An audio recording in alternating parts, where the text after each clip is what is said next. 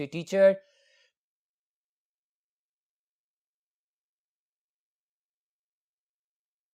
Today we are going to discuss the UHS topic number 3 and 4, which is about the alcohols, alkyl halides and phenols. So let's move towards the topic.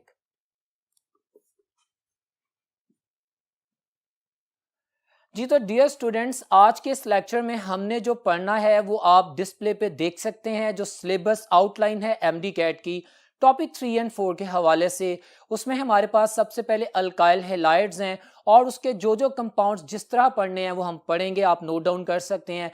And definitely हम फिर alcohols की बात करेंगे और phenols की बात करेंगे. सो अभी हम बात करते हैं अल्काइल हैलाइड्स से स्टार्ट अपनी. अल्काइल हैलाइड्स आप लोग देख सकते हैं व्हाइट बोर्ड पे, ऐसे ऑर्गेनिक कंपाउंड जिनमें हैलोजन एटम पाया जाए, they are called as alkyl halides. Clear है? हमारे पास इनको क्लासिफाई किया जाता है दो तरह से. हमारे पास पहले अल्काइल हैलाइड्स को क्लासिफाई करते हैं on the basis of the number of halogen atoms which are present in the compound. अगर हमारे पास एक कंपाउंड में एक हैलोजन एटम मौजूद है तो उसको मोनोहैलोअल्केन बोलेंगे. अगर दो हैं तो उसे डाइहैलोअल्केन बोलेंगे, जैसा कि आप देख सकते हैं मैंने ब्लैक मार्किंग में लिखा हुआ है इनको. और अगर दो से ज्यादा हैलोजन एटम्स एक ही ऑर्गेनिक कंपाउंड में पाए जाएंगे तो they were generally called as the polyhaloalkanes. Clear? हमने अपने सिलेबस में जिन अल्काइल हैलाइड्स की बात करनी है, जिन हैलोअल्केन्स की बात करनी है, दे आर मोनोहैलोअल्केन्स. आगे मोनोहैलोअल्केन्स को भी फर्दर क्लासिफाई किया जाता है on the basis of the nature of the alpha carbon. What is alpha carbon? Alpha carbon is that carbon with which the halogen atom is attached. कोई भी फंक्शनल ग्रुप जिस carbon से attach होता है तो वो जो कार्बन एटम होता है that is called as the alpha carbon, और next to the alpha beta carbon होता है. But right now I will talk about the alpha carbon. अगर मेरे पास मोनोहैलोअल्केन्स में हैलोजन एटम उस कार्बन के साथ अटैच है जो आगे एक कार्बन के साथ अटैच है, जैसा कि आप लोग देख सकते हैं, so this is called as the primary alkyl halide. क्योंकि अल्फा कार्बन की नेचर प्राइमरी है, अल्फा कार्बन आगे ए कार्बन से अटैच है, सो प्राइमरी अल्काइल हैलाइड्स. बिल्कुल इसी तरह अगर हमारे पास अल्फा कार्बन की नेचर सेकेंडरी है, मतलब ये जो अल्फा कार्बन है जिसके साथ हैलोजन एटम अटैच है ये आगे दो कार्बन के साथ अटैच है, तो that alkyl halide will be called as the secondary alkyl halide. और बिल्कुल इसी तरह अगर अल्फा कार्बन, वो कार्बन जिसके साथ हैलोजन एटम अटैच है, वो आगे तीन कार्बन एटम्स के साथ डायरेक्टली अटैच है, तो they are called as the tertiary alkyl halides. तो that was a little intro about the classification. You must know that. अब हम बात करते हैं इंपॉर्टेंट कंपाउंड्स की जो कि आपके इस टॉपिक में एमडी कैट के सिलेबस में नंबर 1 पोजीशन पे है कि हैलोअल्केन्स या अल्काइल हैलाइड हमारी डेली यूजेज लाइफ में कहाँ पे किन कंपाउंड्स की फॉर्म में बड़ी वैल्यू रखते हैं. तो हम बात करते हैं सबसे पहले हैलोथेन की. आपके सामने है, दिस इज एनेस्थीसिया. ये एक बेहोशी की दवा है, आप देख सकते हैं. ये इसका स्ट्रक्चर है. मैंने स्ट्रक्चर ड्रॉ किया आपको समझाने के लिए कि एमडी कैट में इससे रिलेटेड क्वेश्चंस किस तरह आते हैं. आपके सामने ये बेसिकली एक ईथेन है, बेसिकली दो कार्बन की चेन है. इसके साथ द ब्यूटी इज दिस कि एक कंपाउंड में तीन तरह के हैलोजन एटम्स पाए जाते हैं. फ्लोरीन भी है, क्लोरीन भी है, ब्रोमीन भी है, और ये इसका स्ट्रक्चर आपके सामने लिखा गया है. इसमें ये जो कार्बन है एक, ये कार्बन अगर आप गौर से देखते हैं, if I am going to highlight that one, तो आपके सामने इस कार्बन के साथ और इस कार्बन के साथ एक माइनर सा फर्क है. इस कार्बन के साथ तीन हैलोजन एटम एक जैसे एटम अटैच है और चौथा बॉन्ड इसका कार्बन से बन रहा है. लेकिन अगर मैं इस कार्बन की बात करूं तो ये जो कार्बन है इसके के चार बॉन्ड्स, अगर इसको मैं as a separate group consider करूं तो आपके के चार जो बॉन्ड्स हैं वो डिफरेंट ग्रुप्स के साथ अटैच हैं. मैं कह सकता हूं कि ये जो कार्बन है ये कायरल कार्बन है. ये जो कार्बन है इसको स्टार से रिप्रेजेंट करेंगे, और जिस कंपाउंड में कायरल कार्बन होता है दैट इज ऑप्टिकली एक्टिव. मतलब अगर एमडी कैट में क्वेश्चन किया जाए कि विच one of the following compound is optically active, और वो आपके सामने मिसाल दे दे, आपको क्लोरोफॉर्म कह दे जो कि इसका कंपाउंड है, रिलेटेड अल्काइल हैलाइड्स के कंपाउंड्स हैं, हाँ, हमें वो कार्बन टेट्राक्लोराइड कह दे और हैलोथेन कह दे, तो you will answer that this compound is optically active, क्योंकि इसमें जो कायरल कार्बन है that is being attached with the all four bonds with the different atoms in the group. बहरहाल ये एक एनेस्थीसिया है. ये ऑप्टिकली एक्टिव कंपाउंड है। इसका आईपैक नेम आपको मालूम होना चाहिए। हमने rules of nomenclatures of alkyl halide में पढ़ा था कि हमने select the longest carbon chain, उस प्रोसीजर के बाद जो नंबरिंग स्टार्ट करनी होती है हमने वहां से करनी होती है जहां पे हाइड्रोजन एटम अटैच हो। और अगर कोई ऐसा केस आ जाए जैसा आप देख रहे हैं कि दोनों कार्बन एटम्स पे हाइड्रोजन से अटैच हों, then we shall start numbering from that side जिस तरफ ज्यादा इलेक्ट्रोनेगेटिव ग्रुप अटैच है, ज्यादा इलेक्ट्रोनेगेटिव हाइड्रोजन अटैच है जिस तरफ, मैं वहां से नंबरिंग करूंगा। तो इसका जो आईपैक नेम होगा, this will be carbon number 1, this will be carbon number 2। अब हमने जब सब्स्टिट्यूएंट्स का नाम लेना है तो उनको अल्फाबेटिक ऑर्डर में लिखना है। तो बी से ब्रोमो मैं पहले स्टार्ट करूंगा, तो इस कंपाउंड का नाम होगा 2 ब्रोमो 2 क्लोरो 1 1 1 ट्राइफ्लोरो ईथेन। तो ये आप नाम भी याद रख सकते हैं। इंपॉर्टेंट कंपाउंड है, इसके बारे में जो इन्फॉर्मेशन थी वो मैंने शेयर कर दी, जो एमडीकैट में आपसे पूछा जा सकता है। वन मोर थिंग, हैलोथेन में जो एनेस्थीसिया का इफेक्ट है, जो बेहोशी का इफेक्ट है, that is because of the chlorine present in that, ठीक है। और जो इसकी नॉन वोलेटाइल नेचर है, that is because of the bromine, क्योंकि ये बिग एटम होता है, इसका मास ज्यादा होता है। So all these things are related which can be asked and at least we should be aware of them all. अब हम बात करते हैं नेक्स्ट कंपाउंड की। मिसाल के तौर पे आप व्हाइट बोर्ड पे देख सकते हैं, आप देखते हैं आपके सामने फ्रीऑन्स की बात की गई है। What are freons? They are chlorofluorocarbons. ये ऐसे कंपाउंड हैं जिनके अहम एमसीक्यूज और पॉइंट्स मैंने आपके सामने एलैबोरेट किए हैं। मिसाल के तौर पे they are the aerosol propellants. ये लाइट मास के कंपोनेंट्स होते हैं जो पार्टिकल्स को प्रोपेल अप कर देते हैं, जो जर्रात की फॉर्म में एटमॉस्फेयर में पाए जाते हैं। दूसरा, हमारे पास they are use as refrigerants, हमारे पास रेफ्रिजरेशन के लिए यूज होते हैं। ये बहुत ज्यादा वाइड यूज रहा है इनका, और रेफ्रिजरेशन की वजह से ये चूंकि लाइट पार्ट मतलब मॉलिक्यूल्स हैं, ये स्ट्रेटोस्फीयर में जाते हैं और ओजोन की लेयर के साथ रिएक्शन करते हैं। क्योंकि कार्बन और क्लोरीन का बॉन्ड टूट जाता है, कार्बन क्लोरीन के बॉन्ड की एनर्जी 346 किलो जूल्स पर मोल है, जो कि रेडिएशंस की मदद से टूट जाती है और क्लोरीन फ्री रेडिकल जनरेट होता है। और वो जो क्लोरीन फ्री रेडिकल है, वो एक क्लोरीन फ्री रेडिकल 1,00,000 ओजोन के मॉलिक्यूल्स को डिस्ट्रॉय करता है, ओजोन डिप्लीशन करता है, और ओजोन डिप्लीशन की वजह से फिर इसको बैन कर दिया गया है। आजकल फ्रीऑन्स को रेफ्रिजरेशन के तौर पे यूज नहीं किया जाता, इनकी जगह हाइड्रोफ्लोरोकार्बन्स को यूज किया जाता है, क्योंकि हाइड्रोजन कार्बन और फ्लोरीन और कार्बन, इन दोनों बॉन्ड्स की एनर्जी इतनी ज्यादा है कि रेडिएशंस इनको तोड़ नहीं सकती। हाँ, कार्बन क्लोरीन की बॉन्ड एनर्जी कम थी, जिसकी वजह से वो टूट जाता है और फ्री रेडिकल बनता है और ओजोन डिप्लीट होती है। तो ये इंपॉर्टेंट है। उसके बाद बात करते हैं क्लोरोफॉर्म की। आपके सामने क्लोरोफॉर्म एक बड़ा इंपॉर्टेंट पोलर सॉल्वेंट है, एक मटेरियल है जिसको हम एज एन एनेस्थीसिया यूज करते हैं। ये उसका मैंने फार्मूला भी लिख दिया, CaCl3। और ये स्पेसिमेंस को प्रिजर्व करने के काम भी आता है, बायोलॉजिकल एक्शन होता है, आप बायोलॉजी में पढ़ते हैं, डिफरेंट स्पेसिमेंस को आप सेव करते हैं, तो हमारे पास एज अ प्रिजर्वेटिव भी यूज होता है।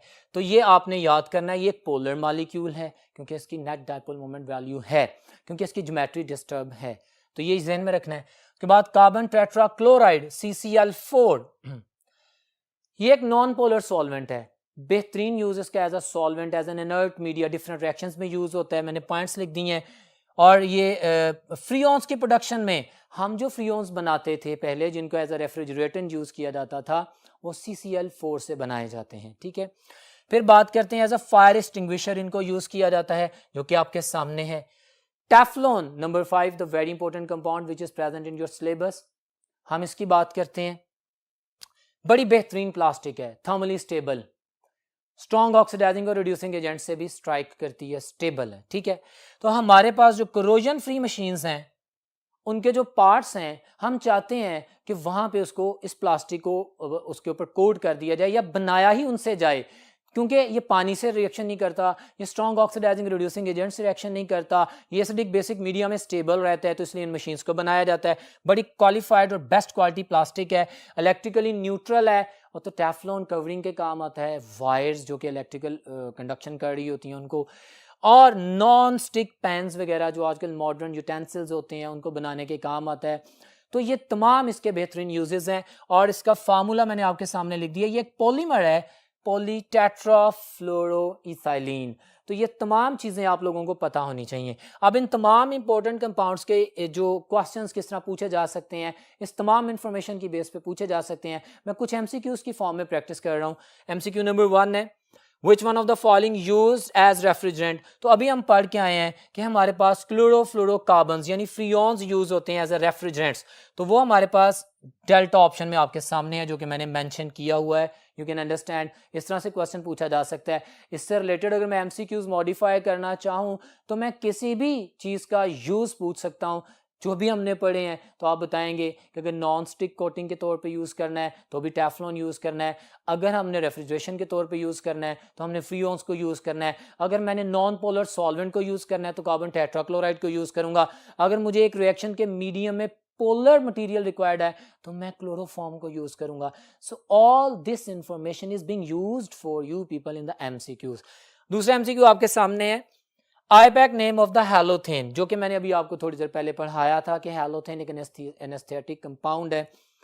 इसका आईपैक नेम स्ट्रक्चर आपके जहन में है, आपको पता है इसका 1 क्लोरो 1 ब्रोमो 2 ट्राइफ्लोरोइथेन। ये गलत नाम है। हम जानते हैं जब इलेक्ट्रोनेगेटिव एटम मौजूद हो और दोनों पोजीशंस पे वो सिमिलर स्टेटस पे आ रहे हो तो जो ज़्यादा इलेक्ट्रोनेगेटिव होता है हम वहाँ से नंबरिंग करते हैं। मैंने आपको अभी नाम सिखाया है। तो उन ऑप्शंस को अगर मैं देखता हूँ तो मेरे पास अल्फाबेटिक ऑर्डर में सब्स्टिट्यूएंट्स का नाम लिखते हैं, पोजीशन को मेंशन करते हैं, तो 2 ब्रोमो 2 क्लोरो 1 ट्राइफ्लोरो ईथेन बनता है आपके सामने। सो this is a kind of MCQ जिससे आप प्रैक्टिस कर सकते हैं कि हमारे पास जो लिटरेचर है वो किस तरह से क्वेश्चन बन के सामने आ सकता है। अब मजीद डिटेल की तरफ बढ़ते हैं, अल्काइल हैलाइड के बारे में मजीद बात करते हैं नेक्स्ट बोर्ड पे। जी तो डियर स्टूडेंट्स, अल्काइल हैलाइड्स की रिएक्टिविटी की बात की गई है आप लोगों के सामने। वेल अल्काइल हैलाइड्स के रिएक्शंस जो कि उन्हें मेंशन किए हैं उनको पढ़ने से पहले जरूरी है कि अल्काइल हैलाइड की रिएक्टिविटी को ओवरव्यू किया जाए। अल्काइल हैलाइड सैचुरेटेड कंपाउंड्स हैं, ओके। एडिशन तो बिल्कुल नहीं कर सकते, यस ये याद रखना है, अल्काइल हैलाइड्स एडिशन रिएक्शंस नहीं करते। और सैचुरेटेड होने के बावजूद चूंकि इनमें बॉन्ड जो पाया जाता है आप देख रहे हैं पोलर है, पार्शियल पॉजिटिव अल्काइल चेन पे और पार्शियल नेगेटिव हैलोजन एटम पे, तो इस वजह से they are highly reactive. Bond इसका पोलर होता है, अब उसमें हमारे पास नेगेटिव पॉजिटिव यूनिट्स आके अटैक कर सकते हैं। ये खुद एज एन इलेक्ट्रोफाइल अटैक कर सकता है, इस पे न्यूक्लियोफाइल अटैक कर सकते हैं। मैं कार्बन की बात करूं अगर, ठीक है, तो इन तमाम चीजों को ध्यान में रखिएगा। अब ये रिएक्शन तो करते हैं और हैं भी सैचुरेटेड, तो ये दो तरह के रिएक्शंस करेंगे, या ये सब्स्टिट्यूशन करेंगे या एलिमिनेशन करेंगे। तो इन तमाम रिएक्शंस को अकॉर्डिंग टू माय सिलेबस में डिस्कस करूंगा। मिसाल के तौर पे आपके पास रिएक्टिविटी ऑर्डर उसको पहले पढ़ना जरूरी है। Alkyl halides, alkyl fluorides, alkyl chlorides, alkyl bromides and alkyl iodides. अब हमारे पास, हम जानते हैं बुक में पढ़ के आए हैं कि reactivity of alkyl halide is based upon the two things, bond polarity and bond energy. अगर मैं बॉन्ड पोलैरिटी की बात करूं जो कि थ्योरेटिकल एविडेंस तो देती है, उस पॉइंट ऑफ व्यू से हम पढ़ के आ चुके हैं कि alkyl fluoride are the most reactive, but experimentally वो रॉन्ग है। आपके पास अगर अल्काइल फ्लोराइड की रिएक्टिविटी ज्यादा कही जाती है तो वो एक्सपेरिमेंटली नहीं सही। एक्सपेरिमेंटली हम उसको देख चुके हैं कि वो थ्योरेटिकली तो जस्टिफाई करती है, लेकिन एक्सपेरिमेंटली एंड एक्चुअली सबसे ज्यादा रिएक्टिव जो अल्काइल हैलाइड है वो अल्काइल आयोडाइड है। अल्काइल आयोडाइड की रिएक्टिविटी सबसे ज्यादा, फिर अल्काइल ब्रोमाइड की है, फिर अल्काइल क्लोराइड की और फिर अल्काइल फ्लोराइड की रिएक्टिविटी है। तो इस चीज को ध्यान में रखना है। रिएक्टिविटी ऑर्डर किस पे डिपेंड कर रहा है? बॉन्ड एनर्जी पे। Important MCQ, alkyl iodide is most reactive because its bond is easy to break. 228 kilojoules per mole energy is required to break this bond, while if I am talking about the alkyl fluoride then a great amount of energy, 467 kilojoules per mole energy is required to break that bond. अब पहले से बना bond टूटेगा ही तो फिर नया bond बनेगा ना। तो आपको पता है कि जो बॉन्ड जल्दी टूटता है वो नया बॉन्ड जल्दी बनाता है, इसलिए अल्काइल आयोडाइड की रिएक्टिविटी सबसे ज्यादा है और फिनोमिनन बॉन्ड एनर्जी है जिस पे डिपेंड करता है। अब डियर स्टूडेंट्स, मैं आप लोगों के सामने न्यूक्लियोफिलिक सब्स्टिट्यूशन रिएक्शन की बात करूंगा। हमारे सिलेबस में है, हमारे पास अल्काइल हैलाइड जो सब्स्टिट्यूशन करते हैं, हम जानते हैं कि अल्काइल हैलाइड्स में पार्शियल पॉजिटिव कार्बन है, ये एक इलेक्ट्रोफिलिक कार्बन है, और इसके साथ नेगेटिव यूनिट है जो कि एज ए न्यूक्लियोफाइल काम करता है। अब हमारे पास ये जो रिएक्शन करेगा वो हैलोजन एटम की वजह से होगा ना, क्योंकि फंक्शनल ग्रुप वो है। अब negative halogen atom is being replaced by some another group. अब जब हम रिप्लेस की बात करते हैं तो वर्ड आएगा सब्स्टिट्यूशन, तो हमारे पास सब्स्टिट्यूशन रिएक्शन होंगे। ठीक हो गया। अब इसकी तरफ जाते हैं। कौन सी substitution? A negative unit is going to replace a negative one. तो nucleophilic substitution reaction mechanism alkyl halide show करते हैं। अब न्यूक्लियोफिलिक सब्स्टिट्यूशन रिएक्शन भी दो तरह का है। मैंने रिएक्शन के स्टार्ट में आपको primary, secondary, tertiary alkyl halide के बारे में बताया था, और मैंने इसलिए बताया था क्योंकि वो रिएक्शन यूज होने हैं। हमारे पास सारे अल्काइल हैलाइड्स हैं। अब उनमें से अल्काइल आयोडाइड, क्लोराइड, ब्रोमाइड और फ्लोराइड की स्पेसिफिकेशन में मैं नहीं जा रहा। मैं सिर्फ इनकी स्पेसिफिकेशन जो प्राइमरी, सेकेंडरी और टर्शियरी है उसकी बेस पे जाऊंगा। तो मेरे पास दो रिएक्शन मैकेनिज्म्स आते हैं न्यूक्लियोफिलिक सब्स्टिट्यूशन के। वो दोनों आपके सामने मैंने पॉइंट्स की फॉर्म में एलैबोरेट किए हैं। It's a great work for you people, must focus on this. ये एंट्रेंस टेस्ट में पूछे जाने वाले क्वेश्चंस को समझने के लिए ये मॉड मैंने एक्सप्लेन किया है। तो मैं डिवाइड करता हूं, तो SN2 रिएक्शन मैकेनिज्म है न्यूक्लियोफिलिक सब्स्टिट्यूशन रिएक्शन बायमॉलिक्यूलर। अभी बताता हूं कि what do you mean by bimolecular. And nucleophilic substitution reaction unimolecular. But dear students, अगर आप व्हाइट बोर्ड पे देखें तो मैंने जो प्रॉपर्टीज लिखी हैं वो आपके सामने है। SN2 reaction mechanism primary alkyl halide show करते हैं, याद रखना है। SN2 reaction mechanism non polar solvents की प्रेजेंस में होता है। मीडियम जो है वो नॉन पोलर होना चाहिए। It's an MCQ, you must memorise that. हमारे पास ये वन स्टेप मैकेनिज्म है। अभी आपको मैं स्लाइड्स पे ये स्ट्रक्चर भी दिखाऊंगा, पूरा मैकेनिज्म, ठीक है। अभी आप ये पॉइंट समझें। अब वन स्टेप मैकेनिज्म है, एक ही स्टेप में अटैकिंग न्यूक्लियोफाइल भी है, स्ट्रॉन्गर न्यूक्लियोफाइल भी है, और दूसरा लिविंग ग्रुप भी उसी स्टेप में जा रहा है। सबस्ट्रेट अल्काइल हैलाइड जिस पर अटैक हो रहा है और अटैकिंग न्यूक्लियोफाइल दोनों उसी एक स्टेप में है। The only step which is the rate determining step. अब उसमें ही दोनों मॉलिक्यूल हैं, तो हमारे पास हम कहेंगे इसकी मोलेकुलरिटी बायमोलेकुलर है। That's why I am saying SN2। हमारे पास ओनली स्टेप मैकेनिज्म है, वन स्टेप मैकेनिज्म है, उसी स्टेप में न्यूक्लियोफाइल और सबस्ट्रेट है, इसलिए बायमोलेकुलर रिएक्शन है, और इसीलिए इसकी सेकंड ऑर्डर काइनेटिक्स फॉलो करते हैं। These all are MCQs, specific mode of written for you people so that you can understand. ये बायोमोलेकुलर रिएक्शन है, सेकंड ऑर्डर किनेटिक्स को फॉलो करते हैं। न्यूक्लियोफाइल बैक साइड से अटैक करता है, और चूंकि nucleophile opposite to the leaving group से अटैक कर रहा होता है, तो हमारे पास जो प्रोडक्ट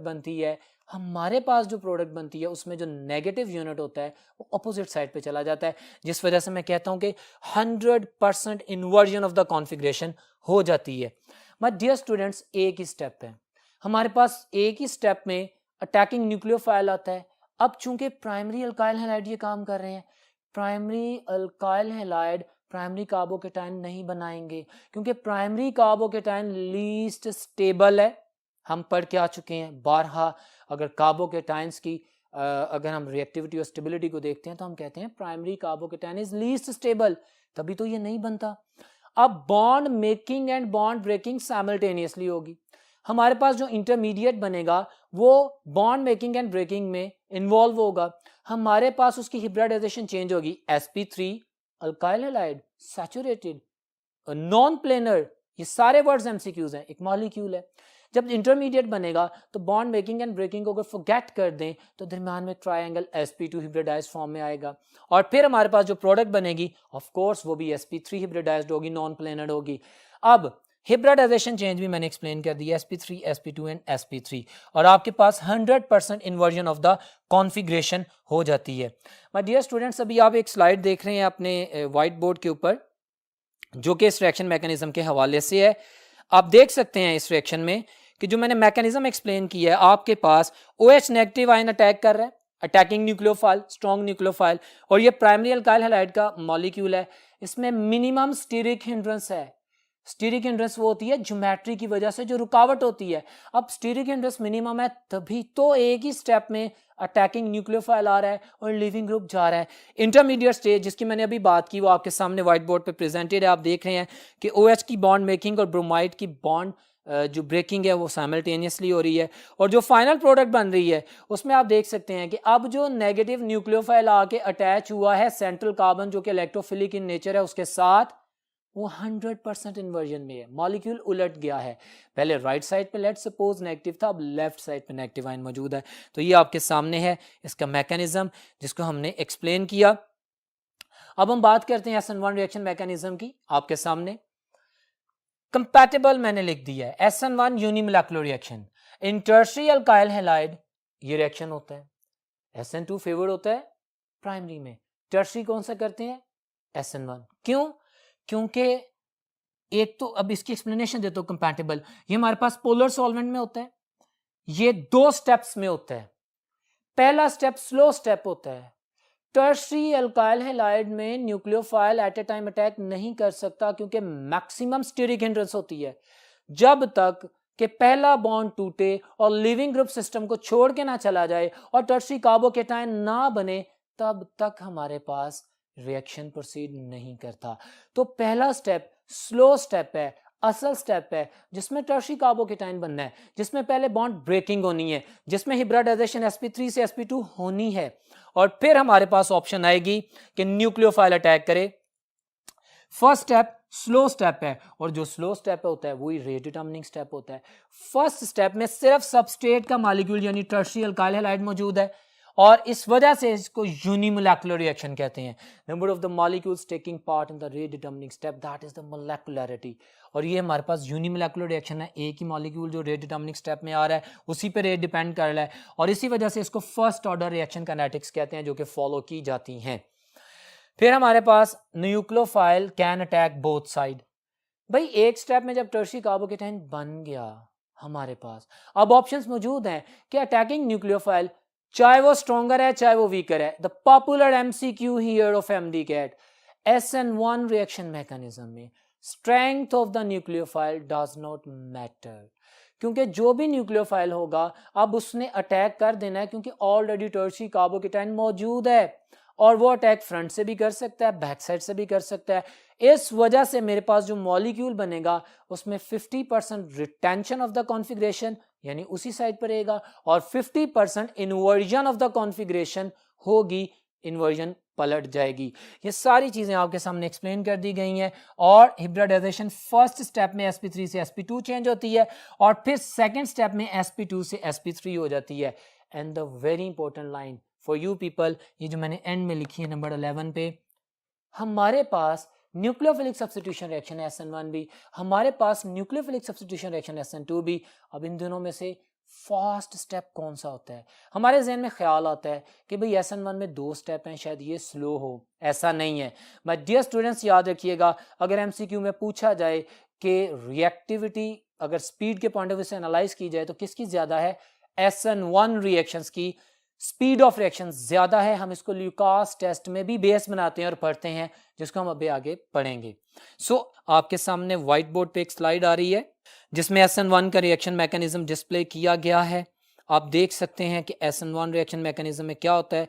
पहला स्टेप स्लो है, जिसमें हमारे पास टर्शरी कार्बोकेटायन बनता है, और फिर दूसरे स्टेप में हमारे पास अटैक होता है न्यूक्लियोफाइल का, और retention and inversion of configuration से प्रोडक्ट बनती है।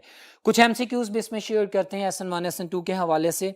आपके सामने स्लाइड पे एक क्वेश्चन है, the average bond energy of carbon bromine bond. तो ये मैंने कहा था बॉन्ड एनर्जी को देखते हैं, तो बॉन्ड एनर्जी रिएक्टिविटी पैटर्न को समझने के लिए ज़रूरी थी। तो हमारे पास हम जानते हैं कि जो डेल्टा ऑप्शन आ रही है 290 kilojoules per mole carbon और ब्रोमीन के बॉन्ड को तोड़ने के लिए, delta option is my answer.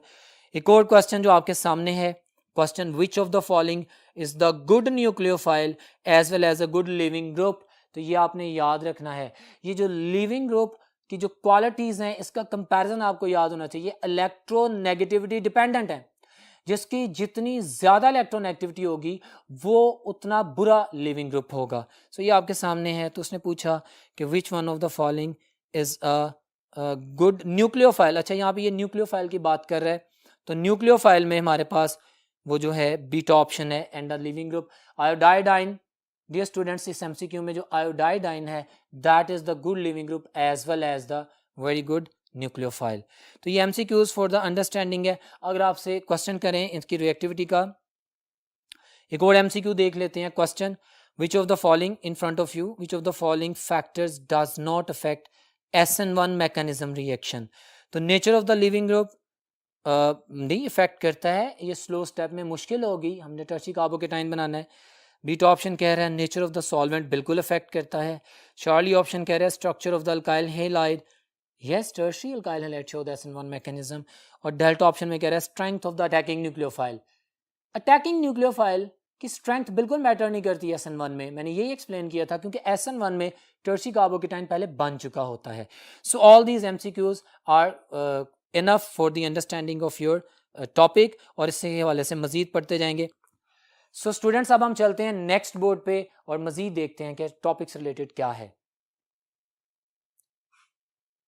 Dear students, आपके एमडी कैट के सिलेबस में जो रिएक्शंस लिखे गए हैं उनमें से एक तो न्यूक्लियोफिलिक सब्स्टिट्यूशन रिएक्शंस थे जिनकी डिटेल मैंने बताई. दूसरे उसने लिखा हुआ है रिएक्शन विद पोटेशियम साइनाइड.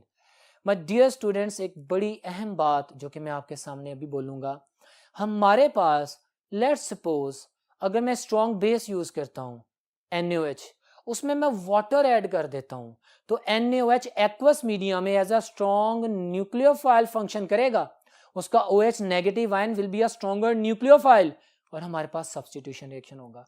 अगर वही दो रिएक्टेंट्स मैं मीडियम अल्कोहलिक कर देता हूं तो फिर मेरे पास न्यूक्लियोफिलिक सब्स्टिट्यूशन रिएक्शन नहीं होगा बल्कि एलिमिनेशन रिएक्शन होगी, और मेरे पास बीटा एलिमिनेशन रिएक्शंस होंगे जिनकी डिटेल मैं अभी बताता हूं.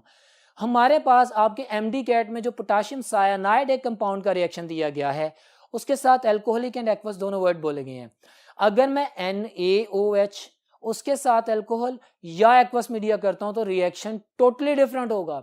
लेकिन अगर मैं पोटेशियम साइनाइड के साथ चाहे अल्कोहलिक मीडिया यूज करता हूं चाहे एक्वस मीडियम यूज करता हूं तो इन दोनों केसेस में सब्स्टिट्यूशन रिएक्शन ही होगा, न्यूक्लियोफिलिक सब्स्टिट्यूशन रिएक्शन ही होगा.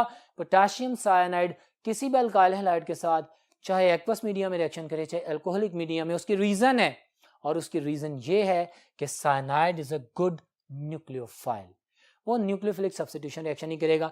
मैंने रिएक्शन पैटर्न एक्सप्लेन कर दी है. किसी भी अल्काइल हैलाइड के साथ आप पोटेशियम साइनाइड का रिएक्शन करें, कोई भी मीडियम यूज कर लें, you will get the alkyl cyanides और alkane nitriles as your product. Clear है? और साथ में बाय प्रोडक्ट बनेगी. दूसरा रिएक्शन एमोनिया के साथ दिया गया है. हमारे पास अल्काइल हैलाइड के मॉलिक्यूल एमोनिया के साथ रिएक्शन करते हैं और डिफरेंट स्टेप में उसकी हाइड्रोजन को इन्वॉल्व करते हैं. प्राइमरी मीन्स बनती हैं, सेकेंडरी मीन्स बनती हैं, टर्शरी मीन्स बनती हैं, और फिर रिएक्शन रुकता नहीं है. नाइट्रोजन अपने लोन पेयर को भी डोनेट करके अल्काइल चेन्स को अटैच कर सकता है, और यूं हमारे पास ये कंपाउंड की सीरीज भी चलती है. सो अगर एमसीक्यूज में आपसे पूछा जाए कि अमोनिया के साथ जब रिएक्शन होता है तो क्या क्या प्रोडक्ट्स बन सकती हैं, तो प्राइमरी, सेकेंडरी, टर्शरी और क्वाटरनरी अमीन्स की भी बात कर सकते हैं. डियर स्टूडेंट्स, एमसीक्यूज की फॉर्म में ये जो हमने न्यूक्लियोफिलिक सब्स्टिट्यूशन रिएक्शंस पढ़े हैं जिनकी मैंने ऑलरेडी प्रैक्टिस भी की है, आपको मैंने स्लाइड्स पे भी दिखाए हैं एमसीक्यू. मजीद एक दो एमसीक्यू आप देखें. Nucleophilic substitution reactions occur in the presence of strong. अभी मैंने बोला था कि nucleophilic substitution reaction in the presence of strong nucleophile. Strong nucleophile होगा तो एक स्ट्रॉन्ग न्यूक्लियोफाइल दूसरे वीक को रिप्लेस करेगा ना. तो वेरी सिंपल क्वेश्चन, बट यहाँ पे पॉइंट टू बी नोटेड, मैंने वर्ड लिखा है बेस. मैं क्वेश्चन चेंज करता हूं, यही एमसीक्यू, इसको मैं मॉडिफाई करता हूं. मैं कहता हूं elimination reactions occur in the presence of, elimination reactions जो भी मैं आपको एक्सप्लेन करने जा रहा हूं, elimination reactions occur in the presence of strong base. Nucleophilic substitution reactions in the presence of strong nucleophile. तो ये पॉइंट अभी आपको मैं एलैबोरेट करता हूं. Second MCQ, ease of the reactivity of the SN2 reaction is.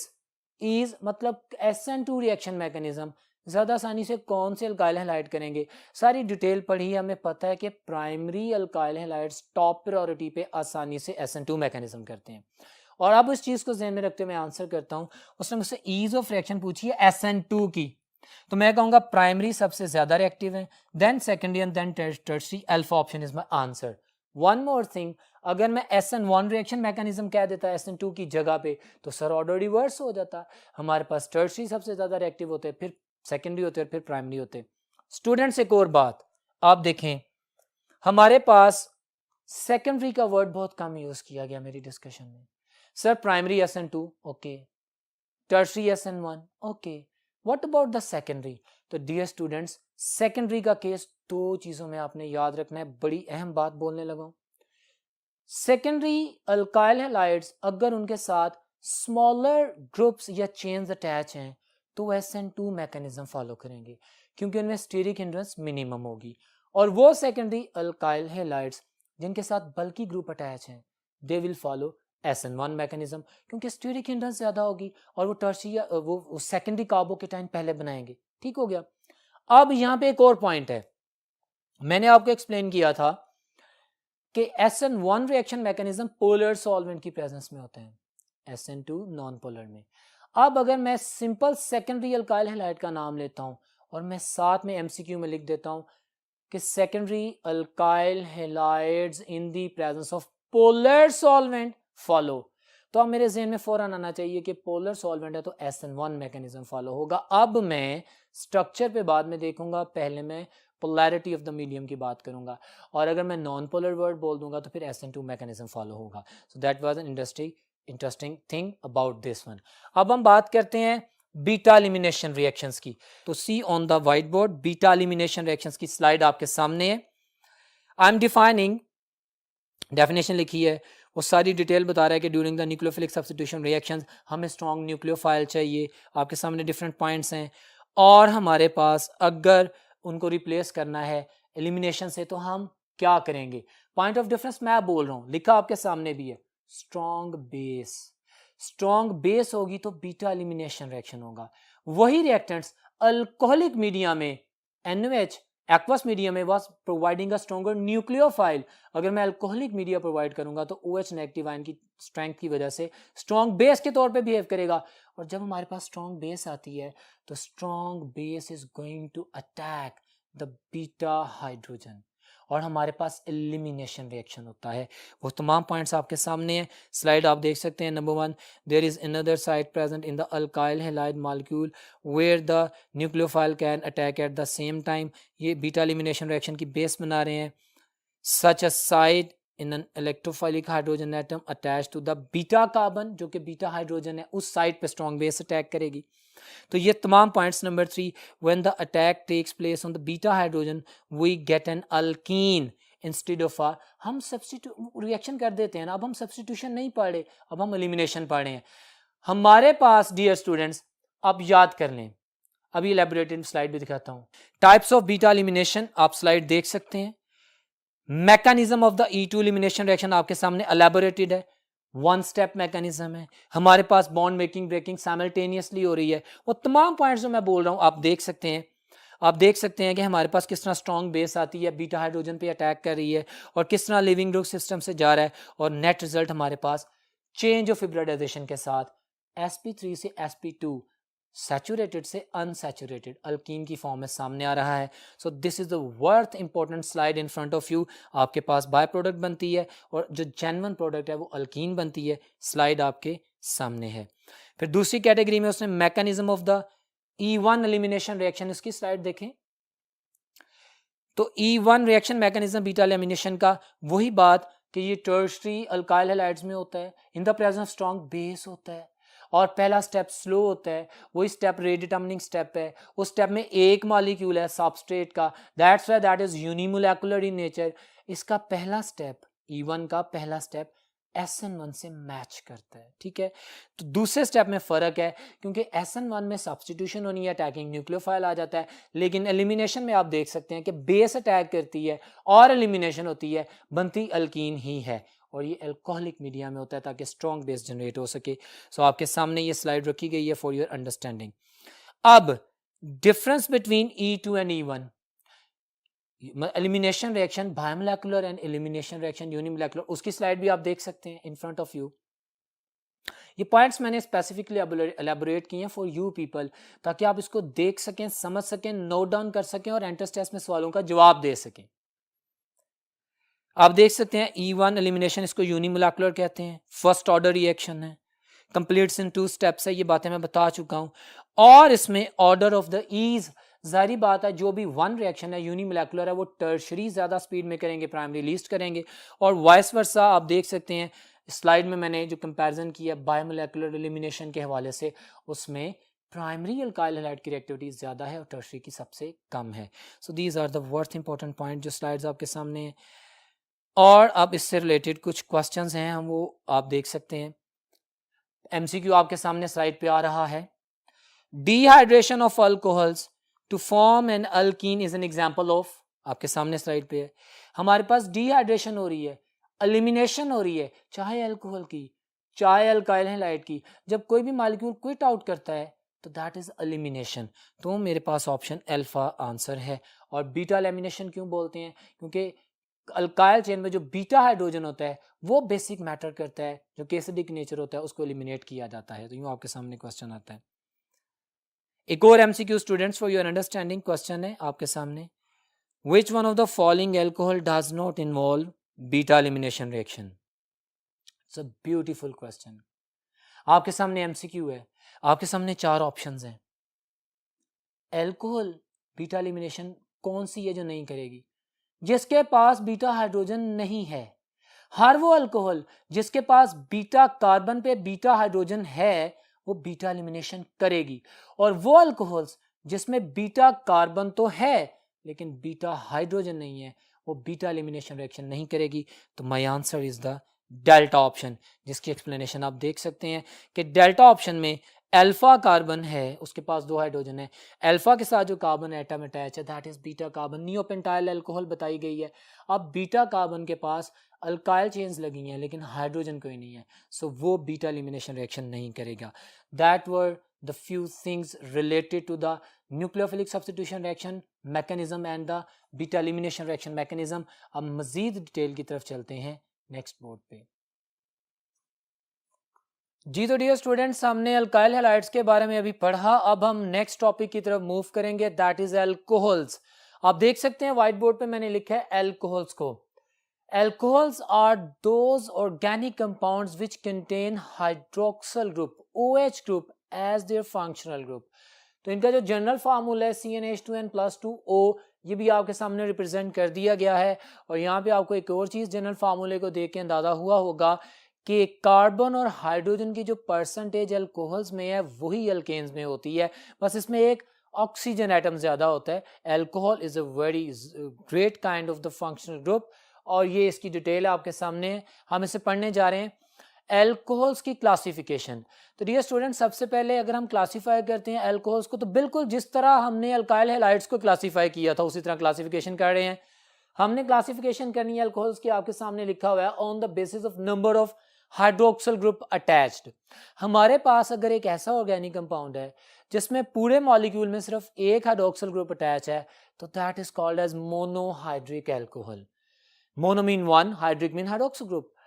और इसमें जैसा कि इथाइल अल्कोहल है, और वो तमाम अल्कोहल्स कोई भी एक मॉलिक्यूल जिसमें एक मॉलिक्यूल में 2 हाइड्रोक्सिल ग्रुप अटैच होंगे तो they are called as dihydric alcohols, और अगर 2 से ज्यादा होंगे तो they are called as polyhydric alcohols. जैसे एक ट्राईहाइड्रिक अल्कोहल, मैंने ग्लिसरॉल की एग्जांपल दी है। So monohydric alcohols, dihydric alcohols and polyhydric alcohols, this is the classification on the basis of the number of hydroxyl group present in a molecule। अब दूसरी जो classification है that is exactly similarly like the basis of alpha carbon's nature। मेरे पास अगर functional group आप देख सकते हैं हाइड्रोक्सिल ग्रुप उस कार्बन से अटैच है which is further attached with the one other carbon atom, so they are primary। The primary carbon, alpha carbon primary है, so it means they are primary alcohols। और अगर alpha carbon यानी वो carbon जिससे functional group attach है वो आगे 2 carbons के साथ डायरेक्टली अटैच है तो that is secondary in nature, so secondary alcohols. And similarly जैसे आप देख सकते हैं टर्शरी ब्यूटाइल अल्कोहल की एग्जांपल मैंने ड्रॉ की है, मेरे पास अल्फा कार्बन आगे 3 कार्बन्स के साथ डायरेक्टली अटैच है तो दिस इज टर्शरी अल्कोहल। तो ये आप लोगों के सामने मैंने क्लासिफिकेशन की है अल्कोहल्स की, about which you must be aware of. अब बात करते हैं नेक्स्ट हमारे पास कि अल्कोहल्स को प्रिपेयर कैसे किया जाता है। बहुत सी प्रिपरेशंस हैं but this is MDCAT lecture, हम हर वो चीज़ पढ़ेंगे डिटेल में पढ़ेंगे जो हमारे टॉपिक में है। तो मैंने जो आपके टॉपिक से एसोसिएटेड प्रिपरेशंस वो प्रेजेंट की हैं। सबसे पहले मैंने प्रिपरेशन ऑफ अल्कोहल में मैथेनॉल की प्रिपरेशन लिखी है विच इज बीइंग आस्क्ड, हमें उसका पता होना चाहिए वो मिथाइल अल्कोहल है, मैथेनॉल है, या इसको कार्बिनोल भी कहते हैं। मिथाइल अल्कोहल को जीरोन भी कहते हैं। मैथेनॉल, मिथाइल अल्कोहल, कार्बिनोल या जीरोन इंपॉर्टेंट कंपाउंड है, हम इसे जानते हैं कि ये बड़ा ज़बरदस्त सॉल्वेंट है, हमारे पास बड़ा ज़बरदस्त रिएक्टिंग एजेंट है, तो हम इसको बनाते हैं इंडस्ट्रियली। हम कैसे बनाते हैं डियर स्टूडेंट्स, आपने ये कैटालिस्ट कंडीशंस याद करनी है। हम वाटर गैस, कार्बन मोनोऑक्साइड और हाइड्रोजन का जो ब्लेंड होता है जो कि स्टीम क्रैकिंग से हम हासिल करते हैं, स्मॉलर मीथेन की स्टीम क्रैकिंग से वाटर गैस हासिल करते हैं। आपकी बुक में सिर्फ ये लिखा हुआ है वाटर गैस, इसको जिंक ऑक्साइड, क्रोमियम ऑक्साइड, इन दोनों कैटलिस्ट की प्रेजेंस में 450 से 500 डिग्री सेल्सियस टेम्परेचर पर अगर हम रिएक्शन करवाते हैं 200 एटमॉस्फेरिक प्रेशर में, तो we are getting the methyl alcohol methanol. इतने हाई टेम्परेचर पे फिर इसको हम कूल डाउन करते हैं, डिस्टिल करते हैं और पैक करके अपने इंडस्ट्रियल यूज में ले आते हैं, जो भी यूज करना है। सो वुड स्पिरिट भी बोलते हैं ऐसे जी। नेक्स्ट जी हमारे पास है प्रिपरेशन ऑफ इथाइल अल्कोहल। अब एथेनॉल की प्रिपरेशन कोई ऑर्डिनरी नहीं है, हम जानते हैं इसमें फर्मेंटेशन है, हम इसकी बात करेंगे, लेकिन अभी पहले वो जो क्वेश्चन किया गया है आपके एमडी कैट के सिलेबस में कि हम अल्कीन से कैसे बना सकते हैं, तो मैंने वो आपके सामने प्रेजेंट किया। Watch this. हम चैप्टर नंबर 8 हाइड्रोकार्बन्स में पढ़ के आए हैं कि when we are going to react any alkene with concentrated sulphuric acid, तो पहले स्टेप में क्या होता है, हमारे पास अल्काइल हाइड्रोजन सल्फेट बनता है। जैसे कि आप देख रहे हैं इथीन प्लस H2SO4, मेरे पास इथाइल हाइड्रोजन सल्फेट बना, ये कॉन्सेंट्रेटेड H2SO4 के साथ जब रिएक्शन किया, पहला स्टेप। दूसरे स्टेप में हम क्या करते हैं, हम इसको बॉयल करते हैं, यानी 100 डिग्री सेंटीग्रेड पर वाटर के साथ बॉयल करते हैं, और हमारे पास H2SO4 as a catalyst recovered हो जाता है, और साथ में इथाइल अल्कोहल अचीव होती है। तो इथीन में कॉन्सेंट्रेटेड सल्फ्यूरिक एसिड को ऐड किया, फिर सेकेंड स्टेप में उसको वाटर के साथ बॉयल किया, we are going to get the ethyl alcohol. एक इंडस्ट्रियल इंपॉर्टेंट कंपाउंड है और इसकी बहुत ज्यादा प्रैक्टिकल एप्लीकेशन है, इसलिए इसको बनाया जाता है। अब हम चलते हैं जो सेकेंड पॉइंट है, बाय द फर्मेंटेशन। हम फर्मेंटेशन से कैसे तैयार कर सकते हैं, देखते हैं अभी व्हाइट बोर्ड पे। तो डियर स्टूडेंट्स, आपके सामने व्हाइट बोर्ड पे मैंने लिखा हुआ है प्रिपरेशन ऑफ एथेनॉल या इथाइल अल्कोहल, जिसे हम ग्रेन अल्कोहल भी कहते हैं, bye the process of fermentation. दुनिया में जितनी ज्यादा इथाइल अल्कोहल प्रिपेयर की जाती है वो सबसे ज्यादा industrially by the process of fermentation की जाती है।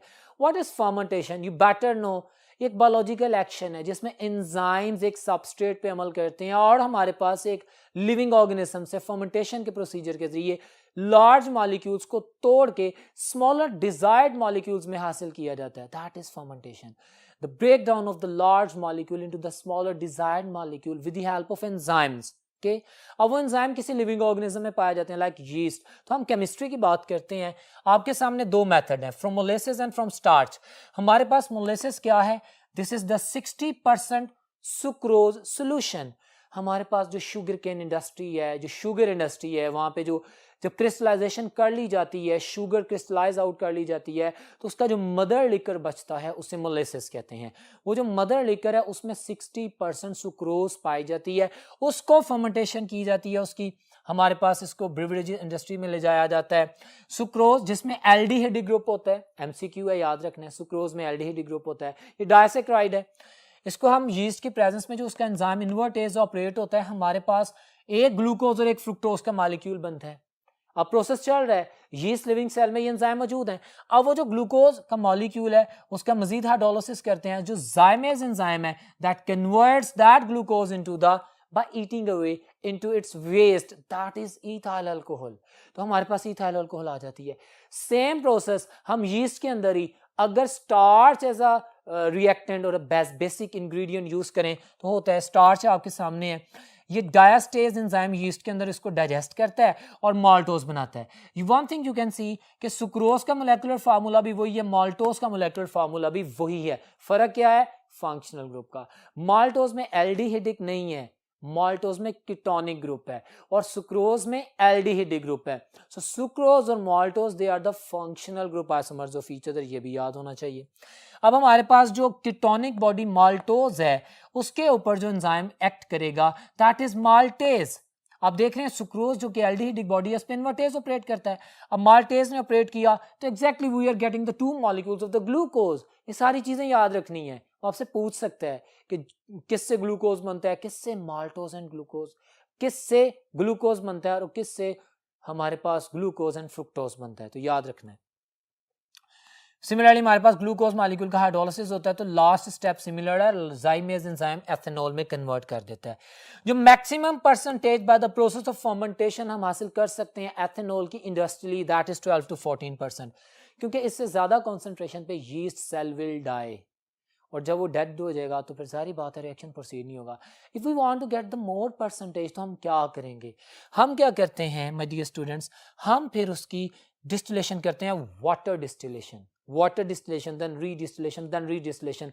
हम maximum percentage by water distillation जो हासिल कर सकते हैं एथेनॉल की, दैट इज 95%, जिसको रेक्टिफाइड स्पिरिट बोला जाता है। तो 95% एथेनॉल इज रेक्टिफाइड स्पिरिट। हम उसको 100% में कन्वर्ट करना चाहते हैं तो फिर हम लाइम डिस्टिलेशन करेंगे, और लाइम डिस्टिलेशन से we are getting the 100% ethanol, that is the absolute alcohol. ठीक हो गया, एमसीक्यू है, याद रखना है। अब to avoid the drinking purpose of ethanol, poisonous material add किए जाते हैं, जैसे 10% मैथेनॉल, उसको मैथिलेटेड स्पिरिट कहते हैं, या पायरिडीन ऐड कर दी जाती है, या एसीटोन। तो इन तीनों में से कोई भी ऐड किया जा सकता है। इसको कहते हैं डीनेचरिंग ऑफ अल्कोहल। वो डीनेचर्ड अल्कोहल जिसमें मिथाइल अल्कोहल हो उसको हम मैथिलेटेड स्पिरिट बोलते हैं। So that is all about the preparation of the alcohols which was given in your syllabus। अब हम फिजिकल प्रॉपर्टीज की बात करते हैं। फिजिकल प्रॉपर्टीज ऑफ अल्कोहल्स की वर्थ इंपॉर्टेंट है, पूछी गई है। उसके लिए मैं अभी एक स्लाइड आप लोगों के लिए डिस्प्ले कर रहा हूं, जिसे मैं पढ़ूंगा और आप लोग समझेंगे, नोट डाउन करेंगे। डियर स्टूडेंट्स, आप लोग एक स्लाइड देख रहे हैं जिसमें फिजिकल प्रॉपर्टीज ऑफ अल्कोहल्स को बोला गया है। स्मेल एंड टेस्ट के हवाले से प्रॉपर्टी है, lower alcohols are generally colourless, toxic because they are smaller molecules, जैसे मैथेनॉल टॉक्सिक है, इट कैन कॉज डेथ। तो इनका जो है करेक्टरिस्टिक स्मेल होती है, एक स्पेसिफिक स्मेल होती है स्वीट, और बर्निंग टेस्ट होता है, प्रॉपर्टी याद रखनी है। फिर हम बात करते हैं इसकी states, methanol and ethanol are liquid while methane and ethane are gases. इससे उसने सिर्फ ये बताने की कोशिश की है कि एक कार्बन या दो कार्बन या चार कार्बन तक की जो अल्केन्स हैं वो गैस होती हैं, और एक कार्बन की अल्कोहल लिक्विड है। क्यों? Due to the strong hydrogen bond. Alcohols में हाइड्रोजन बॉन्डिंग होती है, दैट्स व्हाई इनका बॉइलिंग पॉइंट ज्यादा होता है। तो ये पॉइंट याद रखना है। सॉल्युबिलिटी आप देख रहे हैं, they are readily soluble in water. Solubility की रीजन क्या है? Hydrogen bond. जैसे जैसे अल्कोहल्स की अल्काइल चेन बढ़ती जाएगी my dear students, solubility in water decrease होती जाएगी। क्यों? क्योंकि जैसे जैसे अल्काइल चेन बढ़ती है, नॉन पोलर पार्ट बढ़ता है, हाइड्रोजन बॉन्ड वीक होता जाता है, और जैसे जैसे हाइड्रोजन बॉन्ड वीक होता जाता है, solubility in water of the organic compound decrease करती है। हमारे पास जो भी ऑर्गेनिक कंपाउंड वाटर में सॉल्युबल होता है, that is because of the hydrogen bond. You must memorise that. तो physical properties, melting and boiling point के हवाले से लिखे हैं, melting and boiling point of alcohols are higher, you know why? Because of the hydrogen bond, जो मैंने बोला। और ये फिजिकल प्रॉपर्टीज हैं जो आप अपने जहन में रखेंगे, मेमोराइज करेंगे, इससे रिलेटेड क्वेश्चंस आएंगे। अब हम नेक्स्ट बोर्ड पे चलते हैं और देखते हैं कि वहां पे क्या फर्दर डिटेल्स हैं। जी तो डियर स्टूडेंट्स, हमने प्रिपरेशन ऑफ अल्कोहल्स की कर ली, फिजिकल प्रॉपर्टीज को पढ़ लिया, बात करते हैं रिएक्शंस की। The interesting topic, entrance test में इससे रिलेटेड बड़े खूबसूरत क्वेश्चंस आएंगे। You have to memorise one thing. Watch this. Alcohols हमारे पास जिस तरह के रिएक्शन शो करते हैं वो आपके सामने है। ऑप्शन ए में मैंने लिखा है reactions due to in which alcohols carbon oxygen bond breaks. Carbon और ऑक्सीजन का बॉन्ड ब्रेक करेगा तो कार्बोकेटाइंस बनेंगे। ठीक है, हमारे पास OH नेगेटिव आयन रिप्लेस होगा। अब OH नेगेटिव आयन की जगह पे कोई दूसरा नेगेटिव ग्रुप आके अटैच होगा, इसको हम कहते हैं न्यूक्लियोफिलिक सब्स्टिट्यूशन रिएक्शन मैकेनिज्म। ठीक है, मिसालें आपकी बुक में जो दी गई हैं, मिसाल के तौर पे मैंने यहाँ पे प्रेजेंट किया है, एक अल्कोहल है, और ये जो अल्कोहल है अगर आप इसे देखें रिएक्शन कर रही है तो कार्बन ऑक्सीजन बॉन्ड टूट रहा है, हमारे पास OH नेगेटिव की जगह Cl नेगेटिव आता है, अल्काइल हैलाइड बन जाते हैं। डियर स्टूडेंट्स, आपने ये बाय प्रोडक्ट्स को याद रखना है एमडी कैट में। ये जो रिएक्शंस मैंने लिखे हैं इनकी बाय प्रोडक्ट्स लिखी हैं। अल्काइल चेन जनरल है, कोई भी हो सकती है, मीथाइल, इथाइल, प्रोपाइल, कोई भी हो सकती है, लेकिन आपने जो बाय प्रोडक्ट्स माननी है ना, जैसे POCl3, phosphorus oxychloride and HCl, इनको याद रखना है। ये भी एमडी कैट के MCQs में पूछा जाता है। ठीक है, अल्काइल हैलाइड बन जाता है। सिमिलरली PCl3 से रिएक्शन करेगा, साथ में फास्फोरस एसिड बनेगा और अल्काइल क्लोराइड ही बनेगा। और ये थायोनाइल SOCl2 के साथ जो रिएक्शन है थायोनाइल क्लोराइड के साथ, इन the presence of pyridine, MCQ में पूछा जाएगा कि पायरिडीन कैटलिस्ट किस में यूज होता है? जब आपके पास कार्बन ऑक्सीजन बॉन्ड टूटता है, किसका? अल्कोहल्स का, और आपके पास प्रोडक्ट आती है। उसमें हमारे पास एक और बड़ा popular MCQ, my dear students, see the by products.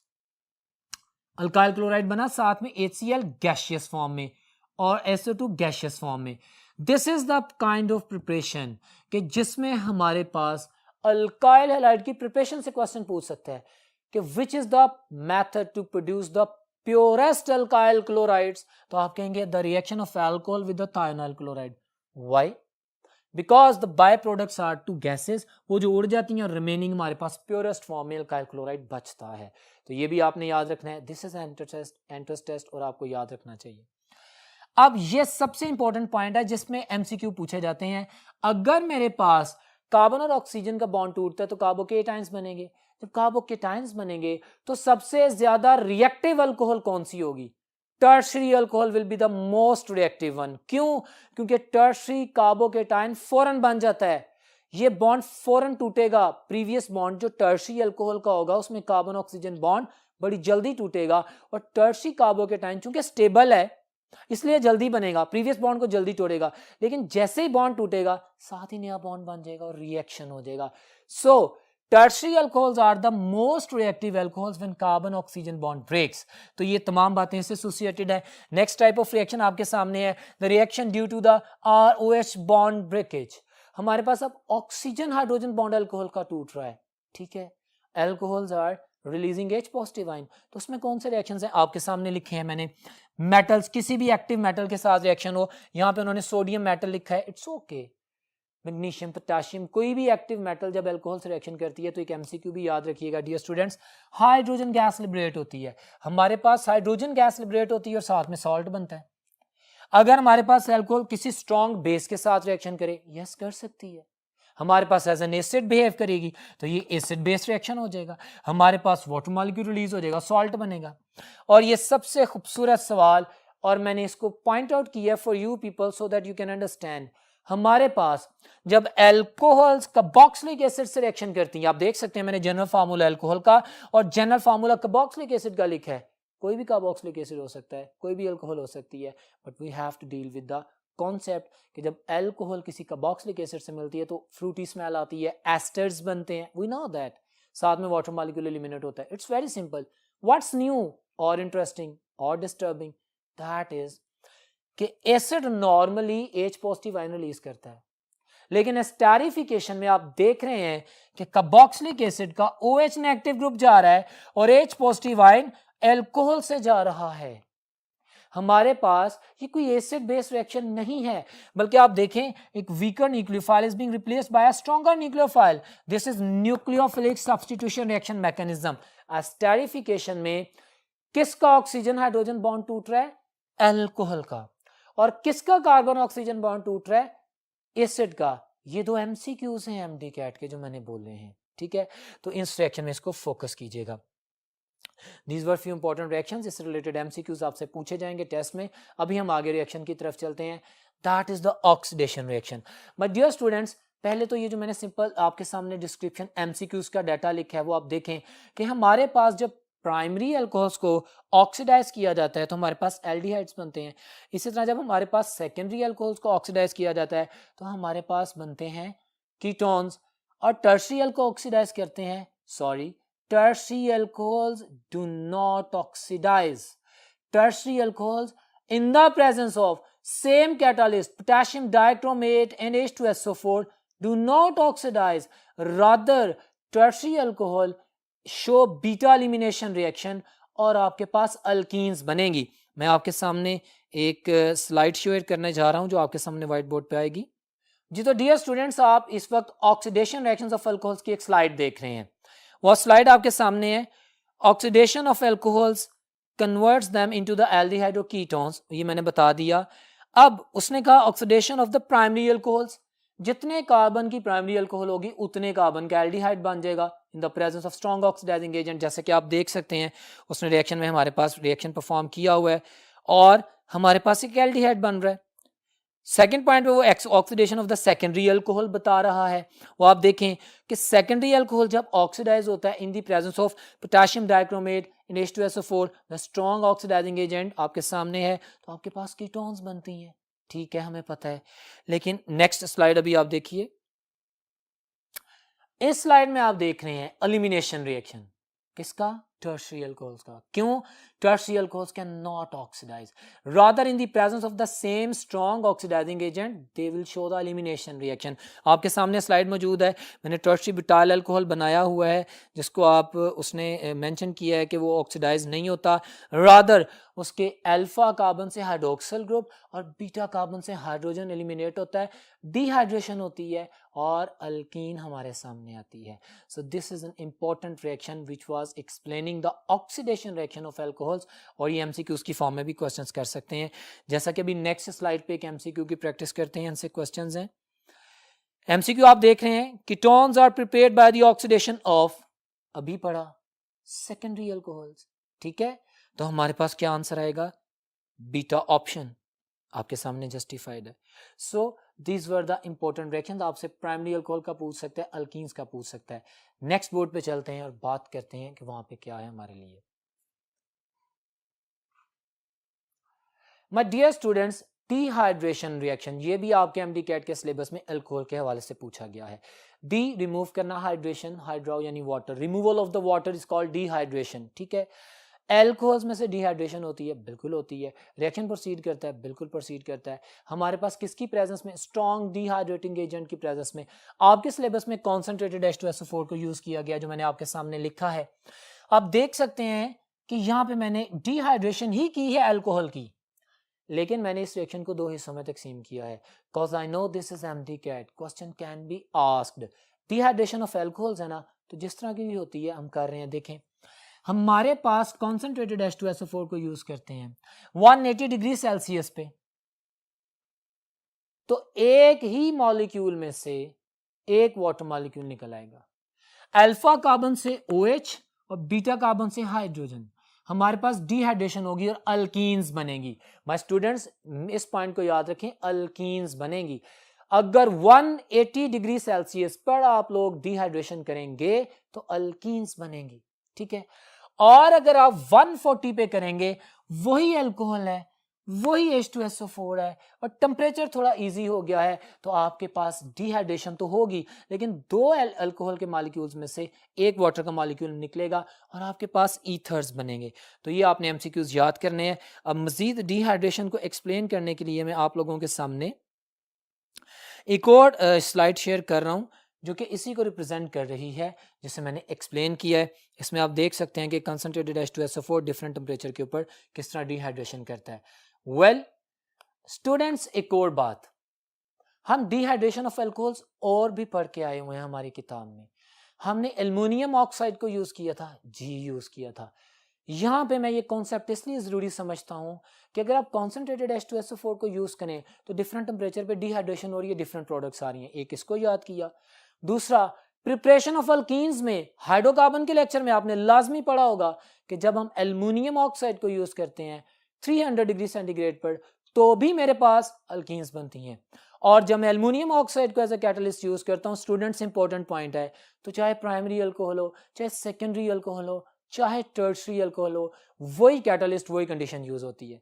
ठीक है, अब अगर मैं बात करता हूं concentrated sulphuric acid and temperature scenario की, जरा माइनर टेम्परेचर पे जाके, और मैं आपसे पूछता हूं कि टर्शियरी अल्कोहल ज्यादा आसानी से डिहाइड्रेट होंगी कि प्राइमरी, तो हम जानते हैं कि टर्शियरी अल्कोहल्स जो होती हैं उनकी रिएक्टिविटी ज़्यादा होती है, इसलिए वो इजी कंडीशंस पे हो जाती हैं। जैसे 20, आपको 20% H2SO4 याद है, और उसके साथ 75 डिग्री सेल्सियस टेम्परेचर यूज़ करते थे। और प्राइमरी में एडवर्स सिचुएशन हो जाती थी, 140 से 170 डिग्री सेल्सियस टेम्परेचर आपको यूज़ करना पड़ता था और कंसनट्रेटेड सल्फ्यूरिक एसिड यूज़ करना पड़ता था। डिहाइड्रेशन एक छोटा सा लफ्ज बोला गया एमडी कैट में, लेकिन इससे रिलेटेड तमाम बातें मैंने आपसे शेयर की हैं so that you can understand. अब हम नेक्स्ट पॉइंट पे बढ़ते हैं, क्योंकि आप व्हाइट बोर्ड पे देख रहे हैं हमारे पास अल्कोहल्स के reactions, Lucas test and iodoform test. मैं कुछ स्लाइड शेयर करता हूं। वैसे तो आप लोग जानते हैं what is Lucas test. This is a test which is used to distinguish between the primary, secondary and tertiary alcohols. कैसे? आपके सामने मैंने स्लाइड शेयर की है जिसमें Lucas test and iodoform test दोनों हैं। आप देखें स्लाइड को, मैं बोल रहा हूं। उसने पहला पॉइंट बोला है कि the test help us to distinguish between primary, secondary and tertiary alcohols. हम जानते हैं, एमसीक्यू है। Primary, secondary and tertiary alcohols are identified and distinguished by reacting it with the HCl and ZnCl2। ये क्या है? ल्यूकास रिएजेंट है, याद करना है। आप लोगों की आसानी के लिए डिस्प्ले कर दिया, लिखा हुआ है, so that you can understand, MCQ है। और ऑयली लेयर बनती है किसकी? अगर रिएक्शन होगा तो ऑयली लेयर बनेगी ना अल्काइल हैलाइड्स की। अब वो सारा रिएक्शन, ये नेक्स्ट स्लाइड आप देख रहे हैं, ये स्लाइड आपके सामने है जिसमें मैंने लिखा है, आप देख सकते हैं कि कैसे फर्क होगा। पहले में टर्शरी अल्कोहल शो की गई है। टर्शरी अल्कोहल जब HCl और ZnCl2 यानी ल्यूकास रिएजेंट्स रिएक्शन कर रही है तो आप देख रहे हैं इमीडिएटली रिएक्शन हो रहा है, ऑयली लेयर इमीडिएटली बन रही है, ठीक है। और अगर सेकेंडरी अल्कोहल है जैसे कि आप देख सकते हैं तो आपको 5 से 10 मिनट वेट करना पड़ेगा। एरो के नीचे आप जो देख रहे हैं ना 5 to 10 मिनट्स, तो 5 to 10 मिनट्स के वेट के बाद अगर ऑयली लेयर बनती है, रिएक्शन हो जाता है लेकिन डिले करके, तो फिर दैट इज सेकेंडरी अल्कोहल, क्योंकि secondary alcohols are less reactive than the tertiary alcohols.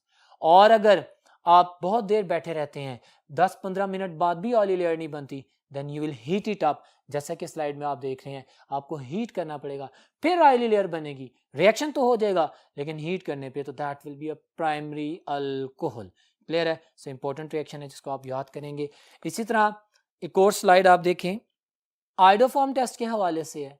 Iodoform test is important test, और एल्कोहल्स में किस तरह इंपॉर्टेंट है, आपके सिलेबस में है कि how will you distinguish between methanol and ethanol. My dear students, primary alcohols में सिर्फ एथेनॉल आइडोफॉर्म टेस्ट देता है। Iodoform CHI3 bright yellow precipitate होते हैं जो फौरन बन जाते हैं अगर इथाइल अल्कोहल का रिएक्शन करवाया जाए आयोडीन के साथ इन द बेसिक मीडियम। तो वो इक्वेशन आप देख सकते हैं और डिटेल आप देख सकते हैं जो मैंने लिखी है। अगर तो मेरे पास एक टेस्ट ट्यूब में मैं कहूँ कि कोई प्राइमरी अल्कोहल है और उसमें मैंने आयोडीन और स्ट्रॉन्ग बेस ऐड की, फॉरन ब्राइट येलो प्रेसिपिटेट बन गए, तो दैट इज एथेनॉल, क्योंकि प्राइमरी अल्कोहल में सिर्फ एथेनॉल है। क्यों? क्योंकि एथेनॉल ही मिथाइल कीटोनिक ग्रुप यानी CH3C डबल बॉन्ड बनाने की कैपेबिलिटी रखती है, इसके अलावा कोई प्राइमरी अल्कोहल नहीं करती। और मैथेनॉल ऑफ कोर्स नहीं करती, तो मैथेनॉल का आइडोफॉर्म टेस्ट नेगेटिव आएगा। तो ये आपके सामने स्लाइड थी जिसमें रिएक्शन को भी मेंशन किया गया और आप देख रहे थे। तो नेक्स्ट हम बढ़ते हैं अब फिनॉल्स की तरफ। फिनॉल्स क्या है? Let's watch on the white board. मैंने कहा phenol, compounds containing hydroxyl group with a benzene ring. हमारे जहन में नॉर्मल एक क्वेश्चन आता है, भाई फिनॉल, कार्बोलिक एसिड जो कि हम फिनॉल कंसीडर करते हैं, एक बेंजीन रिंग और एक हाइड्रोक्सिल ग्रुप। हर वो कंपाउंड उस फैमिली का हिस्सा है जिसको हम फिनॉल्स कहते हैं, जिसमें बेंजीन रिंग के साथ कोई एक या दो या तीन या उससे ज्यादा हाइड्रोक्सिल ग्रुप लगे हों, they all are the phenols. Phenol में जो सिंपलेस्ट फिनॉल है दैट इज कार्बोलिक एसिड। और अब फिनॉल की डिस्क्रिप्शन आप देख सकते हैं, हम व्हाइट बोर्ड पे पढ़ेंगे, आपके सामने स्लाइड आएगी। तो माय डियर स्टूडेंट्स, अगर आप फिनॉल्स को देख रहे हैं तो आपके सामने एक स्लाइड है, उसमें पढ़ रहा हूं, aromatic compounds which contain one or more hydroxyl group, यही डेफिनेशन की फिनॉल्स। कार्बोलिक एसिड, बेंजीनॉल जिसे बोलते हैं, it is the simplest amongst the phenol, बिल्कुल ठीक है। और ये जो सारी डिस्क्रिप्शन स्लाइड पे दी गई है स्ट्रक्चर के साथ, आपको बताया गया कि 1834 में रियूंज ने इसको डिस्कवर किया था, ये भी याद करना है। So this slide is for your interest, for the better knowledge. मैं से पढ़ रहा हूँ आगे। इसी स्लाइड में आप देख रहे हैं फिनॉल की प्रिपरेशन। मैं पहली प्रिपरेशन की बात करूंगा जो कि डॉस प्रोसेस है। आप देख सकते हैं स्लाइड में आपके सामने मौजूद है। डॉस प्रोसेस में हम क्या करते हैं, क्लोरोबेंजीन को यूज करते हैं।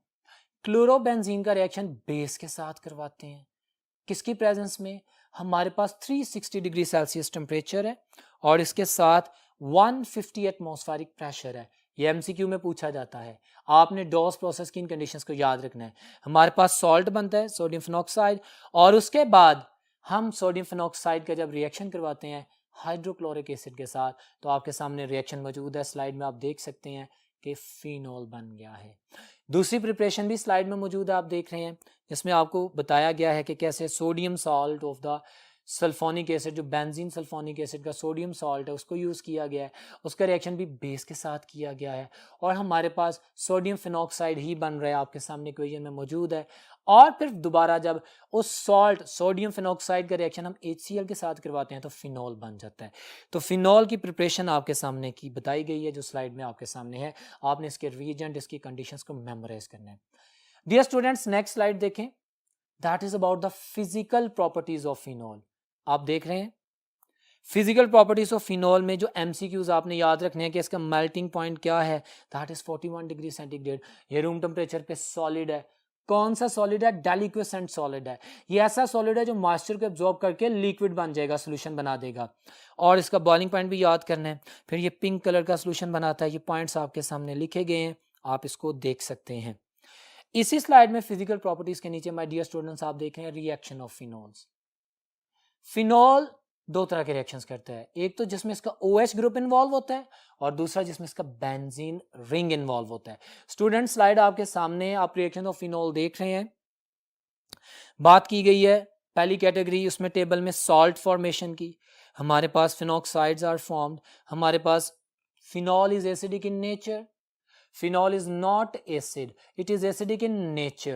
That's why phenol only react with the strong bases.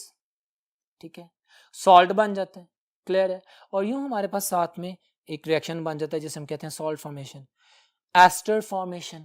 My dear students, आपके सामने रिएक्शन लिखा हुआ है, यहाँ पे मेरे वर्ड्स को सुने। एस्टर बनाने के लिए आप देख रहे हैं कि फिनॉल का रिएक्शन किसके साथ किया जाता है? Acid derivatives. कौन से? हैलोजन डेरिवेटिव्स, एसिड हैलाइड्स के साथ रिएक्शन किया जाता है। And this is a method to produce the industrial preparation of esters. तो ये याद रखना है आपने। रिएक्शन आपके सामने है, इंपॉर्टेंट रिएक्शन, MCQs में पूछा जाएगा। और रिडक्शन विद जिंक, हमने प्रिपरेशन ऑफ बेंजीन में, हाइड्रोकार्बन्स में भी इस रिएक्शन को पढ़ा था। ये वो तमाम रिएक्शंस हैं आप देख रहे हैं कि जिसमें हमारे पास बेंजीन का रिंग इन्वॉल्व नहीं है। अब हम उन रिएक्शंस की तरफ जाएंगे जिसमें हमारे पास बेंजीन का जो रिंग है वो इन्वॉल्व है। आपके सामने मैंने रिटन, आपके सामने स्लाइड आप देख सकते हैं। रिएक्शन है जी नाइट्रेशन, हमारे पास रिंग के ऊपर अटैक होता है। My dear student, nitration, introduction of the nitro group, NO2 group. अगर तो हम डिल्यूट नाइट्रिक एसिड के साथ रिएक्शन करते हैं, आप देख रहे हैं, तो हमारे पास ऑर्थो नाइट्रोफिनॉल बनेगा या पैरा नाइट्रोफिनॉल बनेगा। और अगर मैं कंसंट्रेटेड नाइट्रिक एसिड के साथ रिएक्शन करता हूं, कंडीशंस आपके सामने, रिएक्शन आप देख रहे हैं जैसे कि उसने बोला, तो फिर मेरे पास 2,4,6 ट्राई नाइट्रोफिनॉल बनेगा, जिसको हम पिक्रिक एसिड भी कहते हैं। तो पिक्रिक एसिड की प्रिपरेशन फिनॉल से होती है, जिसमें कॉन्सेंट्रेटेड नाइट्रिक एसिड को यूज किया जाता है। ये MCQ में पूछा जाएगा, रिएक्शन आपके सामने है, बेंजीन का रिंग इन्वॉल्व है। और दूसरा उसने रिएक्शन किया हुआ है सल्फोनेशन। ऑफ कोर्स रिंग के ऊपर बेंजीन सल्फोनिक एसिड का ग्रुप, सल्फो जो SO3H ग्रुप है वो इंट्रोड्यूस हो रहा है, हमारे पास सब्स्टिट्यूशन हो रही है, एज एन इलेक्ट्रोफाइल अटैक हो रहा है बेंजीन रिंग पर, तो वो आपके सामने है। And the third one, halogenation. अब हैलोजिनेशन रिएक्शन जो है उसने किया है ब्रोमीन वाटर के साथ। तो जो रिएक्शन आप देख सकते हैं, इसमें ब्रोमीन ने सब्स्टिट्यूशन की है। हमारे पास 2,4,6 ट्राई ब्रोमोफिनॉल बनता है, बेंजीन रिंग इन्वॉल्व है, इसके वाइट प्रेसिपिटेट होते हैं, MCQ पूछा जाता है। सो दिस इज एन MCQ। आपके सामने स्लाइड शो हो रही है ब्रोमिनेशन की, यानी हैलोजिनेशन की। और इसी में हाइड्रोजनेशन भी है, addition of the hydrogen into the benzene ring, cyclohexanol बन रहा है। तो माय डियर स्टूडेंट्स, अभी मैंने आपके सामने फिनॉल के वर्कड स्ट्रक्चर रखे जो कि आपको एक्सप्लेन करते हैं वो तमाम रिएक्शंस जिसमें फिनॉल का हाइड्रोक्सिल ग्रुप इन्वॉल्व है या फिनॉल का रिंग इन्वॉल्व है। तो ये तमाम रिएक्शंस हैं। और एक निहायत इंपॉर्टेंट रिएक्शन, ये स्लाइड आप देख सकते हैं, द बैकलाइट फॉर्मेशन। इसमें जो सेकंड रिएक्शन आपके सामने आप देख रहे हैं कि हमारे पास एक सिंथेटिक रबर बैकलाइट बन रही है। तो ये MCQ आपसे एंटर टेस्ट में लाजमी पूछा जाएगा कि what are the monomers of the bakelite synthetic rubber. आप कहेंगे फॉर्मल्डिहाइड यानी मैथेनॉल और फिनॉल, ये हमारे पास रिएक्शन करते हैं। पहले हमारे पास ortho hydroxy benzyl alcohol and para hydroxy benzyl alcohols बनते हैं, फिर वो आपस में कंडेंस होते हैं और स्ट्रक्चर आप देख रहे हैं आपके सामने व्हाइट बोर्ड में मौजूद है। हमारे पास एक ज़बरदस्त किस्म की प्रोडक्शन मिलती है। So that was all about the phenol. Phenol की प्रॉपर्टीज, फिनॉल की प्रिपरेशन, फिनॉल की केमिकल प्रॉपर्टीज, उसके वो रिएक्शंस आपके सामने मैंने एक्सप्लेन किए कि जिनमें उसका OH इन्वॉल्व होता है या जिसमें उसका रिंग इन्वॉल्व होता है और वो कंडेंसेशन करके बैकलाइट जिस तरह बनाते हैं, वो तमाम चीज़ें एक्सप्लेन की। अब कुछ MCQs की प्रैक्टिस करते हैं। आपके सामने अभी सामने एक स्लाइड पे क्वेश्चन आ रहा है, that is about the acidic strength of the carboxylic acids, phenols. Very important MCQ। और इस MCQ को एक्सप्लेन करने की रीज़न ये थी कि हमारा रिलेटेड MCQ जो क्लियर हो। कहता है the relative acidic strength of the carboxylic acid, water, ethanol and phenol has the following order of the decreasing acidic strength. मेरी बात सुने, हमने पढ़ा है कि एसिडिक स्ट्रेंथ डिपेंड करती है डिसोसिएशन कांस्टेंट पर। हमारा जो एसिडिक कांस्टेंट K वैल्यू है कार्बोक्सिलिक एसिड की 10⁻⁻⁵ है, सबसे ज़्यादा है। जितनी ज़्यादा वैल्यू होगी उतनी ज़्यादा एसिडिक स्ट्रेंथ होगी। तो कार्बोक्सिलिक एसिड की 10⁻⁵ है, उसके बाद फिनॉल्स हैं 1.3 × 10⁻⁻10 आप पढ़ के हुए हैं, उसके बाद वाटर है और बाद में अल्कोहल्स हैं। स्टूडेंट्स याद रखना है सबसे ज़्यादा स्ट्रॉन्ग जो एसिडिक पावर है वो कार्बोक्सिलिक एसिड्स के ऑर्गेनिक एसिड्स में, उसके बाद फिनोल्स हैं, फिर हमारे पास आते हैं वाटर मॉलिक्यूल्स और उसके बाद अल्कोहल्स। तो ये ऑप्शन अगर जहन में रखें तो आंसर है चार्ली। सो जस्टिफिकेशन भी दे दी गई है और आप देख सकते हैं कि मैंने इनकी Ka वैल्यूज भी एक्सप्लेन कर दी हैं। So dear students, today's lecture was about the topic 3 and 4 of the MDCAT syllabus. In this lecture, we try to investigate and understand and clarify each and every concerned concept, जिसमें alkyl halide के तमाम reaction preparations और alcohols के reaction preparations और phenol की description शामिल थी। उम्मीद करता हूं कि आपको आज का लेक्चर समझ आया होगा और जो अहम बातें मैंने आपको बताई आप उनको ज़रूर याद रखेंगे और जो चीज़ें मैंने आपके सामने टेबुलर फॉर्म में प्रेजेंट की हैं, एक्सप्लेन की हैं, आप ज़रूर नोट डाउन करेंगे। इंशाल्लाह आपका टेस्ट बेहतरीन होगा। दोबारा इंशाल्लाह मुलाकात करेंगे नेक्स्ट लेक्चर में। तब तक अल्लाह हाफिज़।